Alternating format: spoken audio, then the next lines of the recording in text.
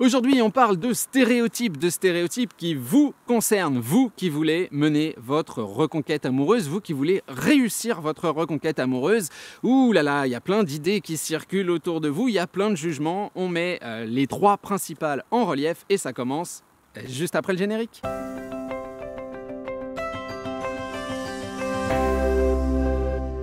Salut à vous, c'est Jean-Baptiste de jbmarcy.com, ravi de vous retrouver aujourd'hui pour continuer nos réflexions autour de votre reconquête amoureuse.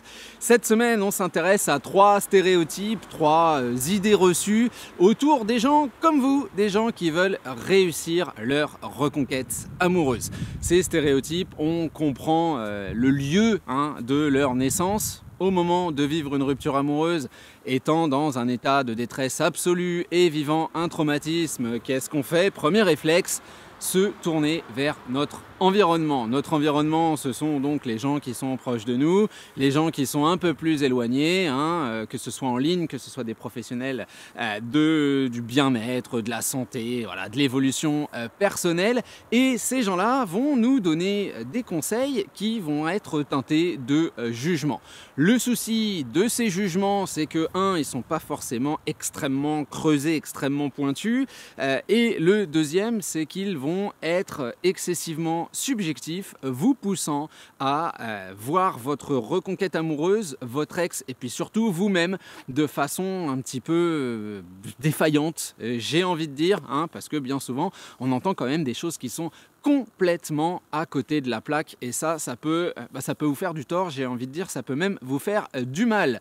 Ces trois stéréotypes, je vous propose de commencer directement avec leur mise en lumière et le premier que vous entendez extrêmement souvent, j'imagine, c'est que les personnes qui veulent mener leur reconquête amoureuse sont des personnes needy, sont des personnes qui sont dans une tristesse absolue, qui courent après leur ex, qui n'ont absolument rien compris au relationnel humain, qui n'ont plus de dynamisme, qui sont, et ce sont des mots malheureusement que j'entends encore très souvent, des larves, des loques, des épaves, et qui sont en plus, alors attention, ça c'est le pire, qu'on pousse à rester dans cet état. Moi j'ai été taxé de personnes qui justement poussent les gens à entretenir leur douleur, leur tristesse avec un faux espoir de potentiellement pouvoir mener votre reconquête amoureuse.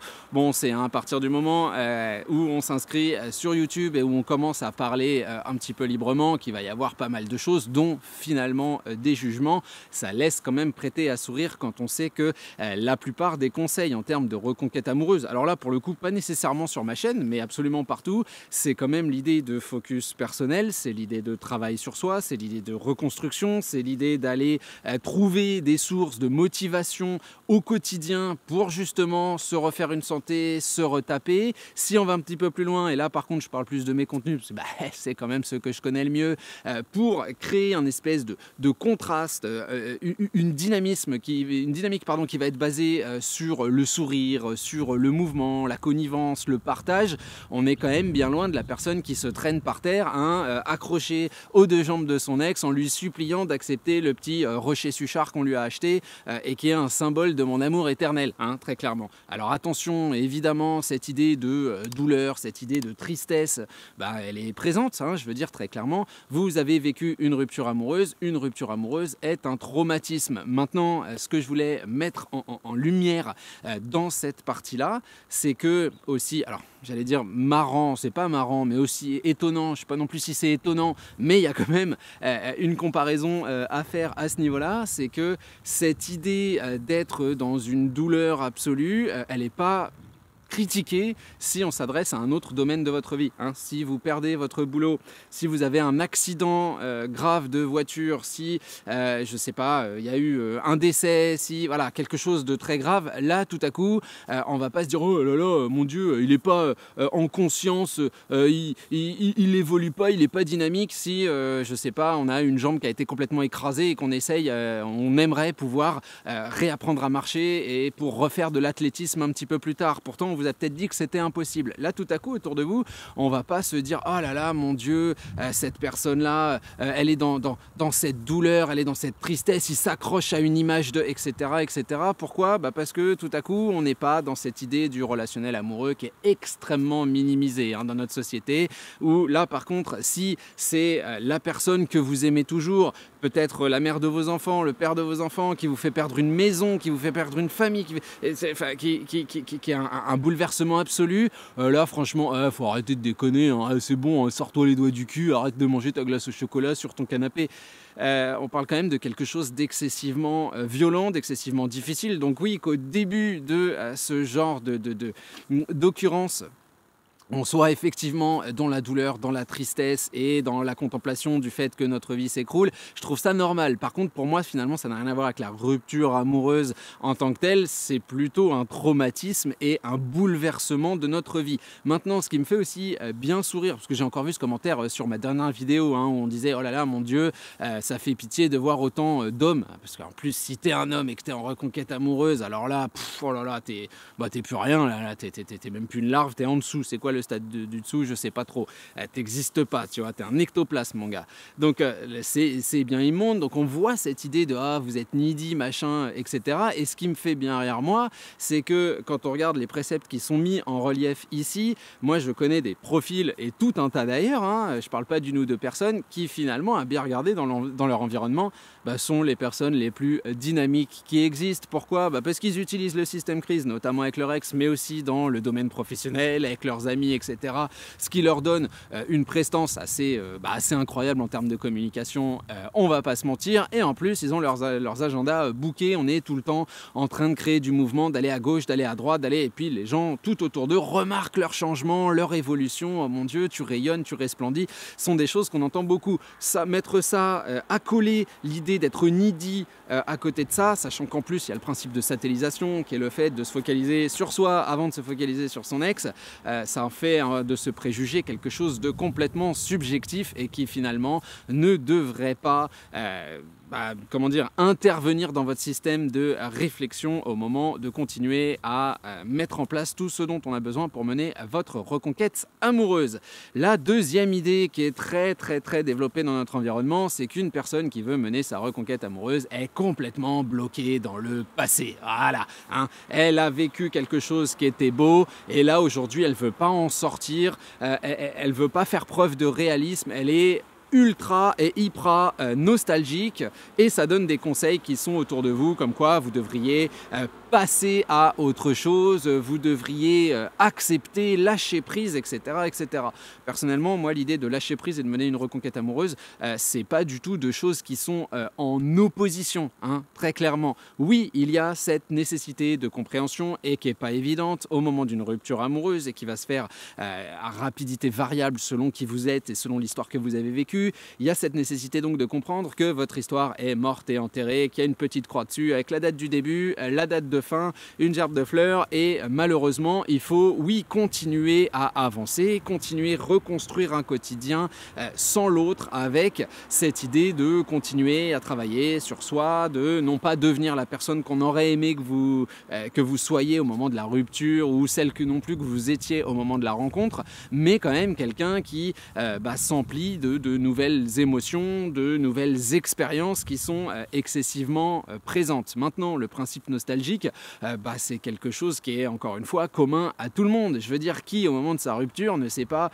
posé 5 minutes pour se dire mince, effectivement le jour de mon mariage ou le jour de notre rencontre c'était fantastique et ça je ne vais plus le vivre. Mais c'est pas un principe qui est techniquement restreint à l'idée de rupture et de reconquête amoureuse, c'est exactement la même chose pour tout le monde. Les gens qui vous diront que la nostalgie c'est débile, ça sert à rien, ça sert qu'à se creuser le cerveau et qu'à se faire du mal, me font bien rire là aussi. Pourquoi? Parce que la nostalgie est un caractère humain qui est finalement inhérent à ce que nous sommes, très clairement. N'oublions pas que nous sommes le fruit de nos constructions, de nos expériences, des discussions qu'on a eues, de ce qu'on a pu faire sur le terrain, des études qu'on a pu faire, de l'éducation qu'on a reçue, etc., etc., etc. Et se dire qu'on n'est pas nostalgique et qu'on repense jamais à tout ça, c'est nier notre propre construction. Donc tout le monde est nostalgique, mais à partir du moment où on l'est vis-à-vis d'une personne, vis-à-vis de son couple, oh là là, mon Dieu, effectivement, t'es bloqué dans le passé, il faut savoir tourner la page, enfin toutes ces choses-là qui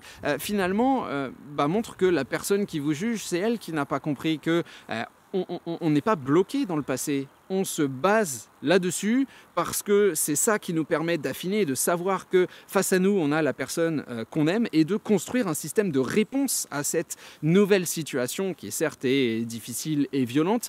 Et cette réponse sera la création d'un futur qui sera absolument différent, qui sera absolument contrasté. Le mot contraste, je pense, qui revient assez souvent dans mes contenus pour nous dire qu'effectivement, on n'est pas bloqué dans l'idée de reproduire ce qu'on a vécu auparavant, mais bien de créer quelque chose de complètement différent. Donc on voit que c'est encore un préjugé qui fait pas grand sens et pourtant qui est extrêmement présent, extrêmement répandu dans notre environnement.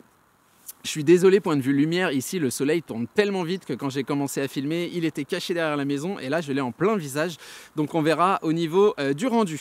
La troisième idée, alors celle-là très discutable là aussi, est extrêmement présente, c'est que une personne qui mène sa reconquête amoureuse est une victime. Vous êtes le pauvre petit canard ou le pauvre petit agneau qui vient de se faire croquer tout cru par le grand méchant loup, par l'immonde bête, la bête du Gévaudan. Ça c'est votre ex qui a osé vous faire du mal, qui a osé traîner votre ego dans la boue, qui a osé vous trahir, etc., etc. Alors que ce ressenti-là soit présent pour vous au début, aucun souci. Bien évidemment, quand ma femme me dit bah ouais c'est peut-être cool si tu retournes en France et qu'après j'apprends qu'elle est avec quelqu'un d'autre, oui j'ai eu l'impression d'être trahi, d'être pris pour un con, etc., etc., etc.